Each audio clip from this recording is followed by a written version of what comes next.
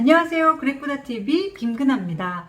오늘은 책 한 권으로 마음을 빛나게 하는 시간, 두 번째 시간을 가져볼 예정인데요. 오늘 소개해드릴 책은 문학치유사 이봉희 저자의 내 마음을 만지다 라는 책입니다. 책 제목이 내 마음을 만지다래요. 여러분들은 어떻게 마음을 잘 만져주고 계신가요? 어떻게 만져주고 계신가요? 토닥토닥 잘 만져주려면 마음의 위치를 좀 잘 파악할 필요가 있을 텐데요. 제가 생각하는 마음의 위치는 어떤 생각을 하느냐에 따라서 마음이 편해지기도 하고요. 어떤 감정을 느끼느냐에 따라서도 마음이 불편해지기도 하고 편안해지기도 합니다.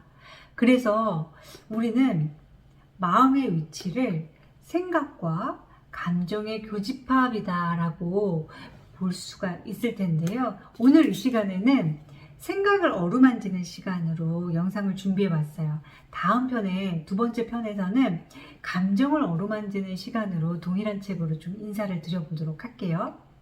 첫 번째, 생각을 어루만지는 시간. 우선 이 책에 나온 시를 한번 소개를 해드려 볼게요. 이 시 어떠신지 우리 구독자님들은 어떤 느낌이 드시는지 댓글로 소감을 남겨주셔도 좋을 것 같습니다. 어떤 시냐면 로저 맥거프의 당신과 나라는 시예요.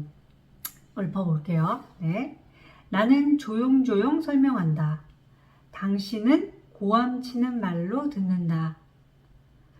나는 달래주려고 한다. 당신은 새로운 이기심을 느낀다. 나는 올리브 가지를 내민다. 당신은 가시로 느낀다. 어떠세요? 되게 다르죠? 분명 되게 부드러운 올리브 가지를 내밀었는데 상대방은 가시로 느낀대요. 왜 이렇게 차이가 나는 걸까요? 이봉희 저자는 이렇게 표현을 하시더라고요. 우리는 서로 다른 자신만의 사전으로 상대의 말을 해석한다. 동의하세요? 각자마다 사전이 있는 거예요. 네. 이게 내 속에 판단 시스템이 돌아가가지고 어떤 말을 혹은 어떤 행동을 할 때 그냥 있는 그대로가 들리는 게 아니라 그 해석 시스템이 뾰로롱 돌아가면서 사전이 작동을 하는 거죠. 근데 각자마다 살아온 세월, 만난 사람, 양육 방식에 따라서 이 사전은 너무나 다르게 이루어져 있는 거죠. 그러면 이럴 때 각자만의 사전이 옳다라고 강요를 할 때 우리는 고독감을 느낍니다. 고독을 칼 융은 이렇게 표현을 하더라고요.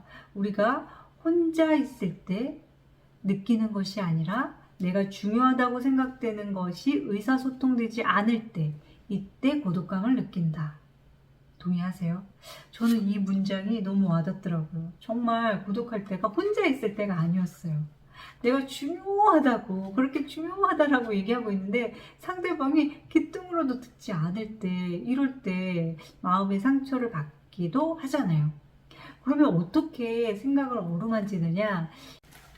이봉희 저자의 어머니께서 아이들, 친손주를 바라보시는 그 사랑이 남다르셨나 봐요. 그래서 오늘 애한테 뭐 먹였냐, 뭘 그렇게 해줬냐, 고기 해줬냐, 야채는 꼭 먹여야 된다, 막 이런 말이요.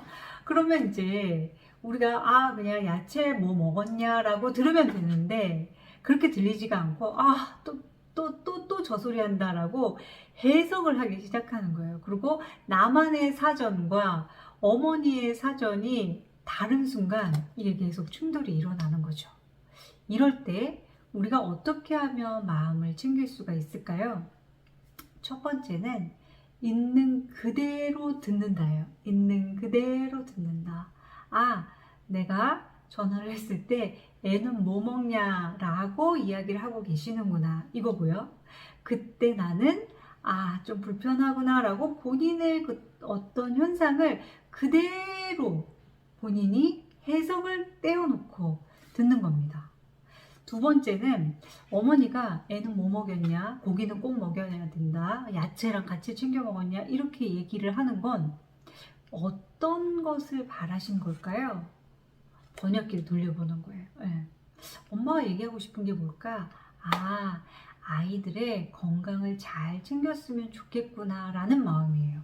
그런데 우리가 대부분 대화를 나눌 때 보면, 생각이 충돌할 때를 보면 상대방도 본인이 이야기하는 것이 상대를 불편하게 할 것이다라는 것을 미처 생각지 못하고 자신만의 사전 안에서, 사전 울타리 안에서 표현을 하다 보면 그게 습관적으로 나올 수밖에 없는 거죠.